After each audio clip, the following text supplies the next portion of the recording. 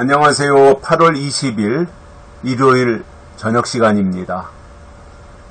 모두 평안한 마음으로 주말 이 마지막 시간들을 잘 마무리하고 계시겠지요. 아직도 더위가 기승을 부리고 있는데 내일 모레 수요일이 처서니까 조금만 견디시면 아마 무더위는 이제 물러갈 것 같습니다. 오늘 저는 알면 알수록 실망하게 되는 이재명이에 대한 이야기를 좀 하려고 합니다.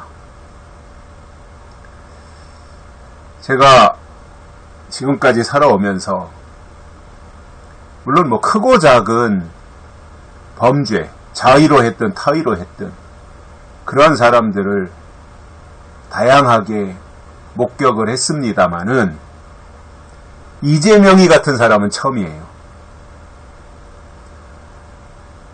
공직자의 위치에서 계획적으로 저렇게 범죄를 저지르고 그리고 그것을 은폐하기 위하여 온갖 수단과 방법을 다 동원한 사람이라고 하는 것이 이제 하나 둘씩 드러나고 있습니다. 저는 이재명을 보면서 참 사악하구나.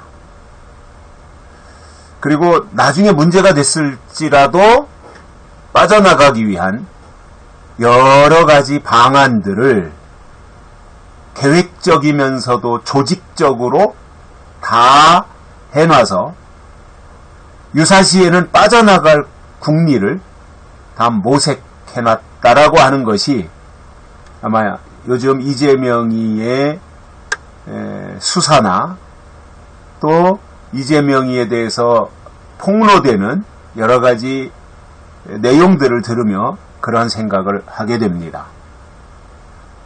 물론 사람이 살면서 과실을 할 수 있고 또 우연치 않게 범죄도 저지를 수 있고 범죄에 연루될 수도 있고 또 계획적으로 범죄를 저지를 수도 있고 그런데 이재명이는 그것을 수도 없이 반복했고 거기에는 다 막대한 이권, 돈이 다 결부되어 있고 그것을 본인의 성남시장이라고 하는 그 직책을 이용해서 자기 측근의 사람들에게 이권을 몰아줬다고 하는 의혹이 이재명 주변에서 끊이지 않고 있는 것입니다. 대장동도 그렇고 위례신도시도 그렇고 백현동도 그렇고 정자동도 그렇고 다 이게 이재명이 물론 아직은 대법원 확정 판결을 받은 것이 아니니까 다 의혹이라고 볼 수 있는데 의혹치고는 너무나 모든 정황들이 이재명을 다 가리키고 있고 본인은 거기에서 빠져나가려고 모든 안전장치를 다 해놨습니다마는 그것을 검찰이 하나씩 둘씩 양파 껍질 벗기듯이 벗겨지니까 점점 이재명의 실체가 드러나고 있습니다. 이재명이라고 하는 사람은 제가 볼 때는 보통 사람들과는 차원이 다른 사람이라고 보여집니다. 거짓말도 잘하고요. 분리하면 거짓말하고 그리고 모른다고 하고 생각이 안 난다고 하고 도대체 이재명의 정신세계가 어떤 것인지 참 궁금해요. 작년엔가는 그런 얘기 했었죠. 자기도 분당 우리 교회에서 주님을 모시고 있다고. 근데 이제 분당 우리 교회에서 10년 전에 제적됐다 이렇게 발표를 함으로 이재명이의 말이 거짓으로 또 드러났던 것이지요. 엊그저께 이재명이 이제 검찰에 불려가서 조사를 받았습니다. 먼저 불려갈 때도 그렇고 이번에 불려갈 때도 그렇고 요란합니다. 검찰이 뭐 자기 보복하고 있다는 둥, 그러면서 무슨 개선장군이 어디에 뭐 그 왕 앞에 불려가듯이 그렇게 무슨 사람들을 불러놓고 거기서 자기 입장 표명을 하고 말이죠. 무슨 뭐 국가유공자나 독립투사가 등장한 것 같은 모습을 이재명이 보여주고 있는 거예요.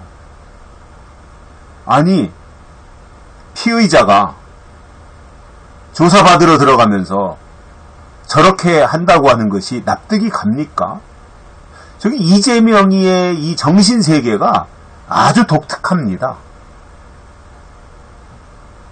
미안한 마음이 없고요. 사람들에 대해서 미안한 마음이 없고 굉장히 뻔뻔하고 얼굴이 두껍고 그리고 사악하고 교활하고 이게 온갖 것을, 나쁜 것을 다 가지고 있는 것 같아요.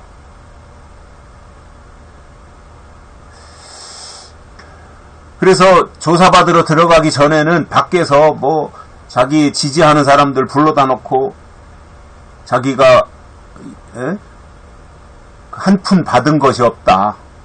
자기가 받은 돈 한 푼 받은 것이 없다라고 이야기를 하지요. 물론 검찰이 지금 이재명이 직접 뇌물죄를 조사하고 있는 건 아닙니다. 배임이죠, 배임.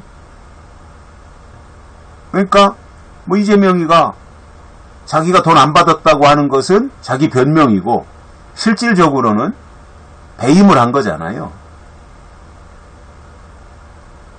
성남시에 손해를 끼친 거고 이 특정업자, 자기 측근에 있는 특정업자를 밀어주기 위해서 성남시 도시공사나 이런 데를 배제시킴으로 인해서 이익을 그쪽으로 몰아준 거죠. 배임을 한 거죠. 그런 것들이 이제 조사를 받은 것인데 조사받으러 들어가기 전에는 참으로 요란하게 하고 들어갑니다. 자기는 무슨 개선장군처럼 하고. 그리고는 들어가서는 이제 함구하고 묵비권을 행사한다고 하잖아요. 먼저도 그랬다고 하고 이번 조사도 거의 대부분이 묵비권인데 어떠한 증거를 하나 제시하니까 그거에 대해서는 이제 나름대로 당황하며 해명을 한 것으로 이렇게 알려지고 있습니다. 왜 이재명이 조사받으러 들어가기 전에는 저렇게 시끌벅적하고 언론에다 대고 자기가 적어온 내용을 발표를 하고 그리고는 검찰 안에 딱 들어가는 순간 입을 다물고 묵비권을 행사할까? 물론 묵비권도 뭐 방어권이니까 그럴 수 있다고 치는데 왜 그럴까? 자기가 떳떳하게 이건 이렇게 된 거고 저건 저렇게 된 거고 자세히 설명하고 해명하면 되는 거거든요. 그런데 말을 안 해요. 안 한다 그래요. 검찰 앞에 가서는. 왜 그럴까 곰곰이 생각해 보니까 나름대로 이재명이도 꿍꿍이가 있는 거예요. 그게 뭐냐면 자칫 자기가 저질러 놓은 일들이 굉장히 많잖아요.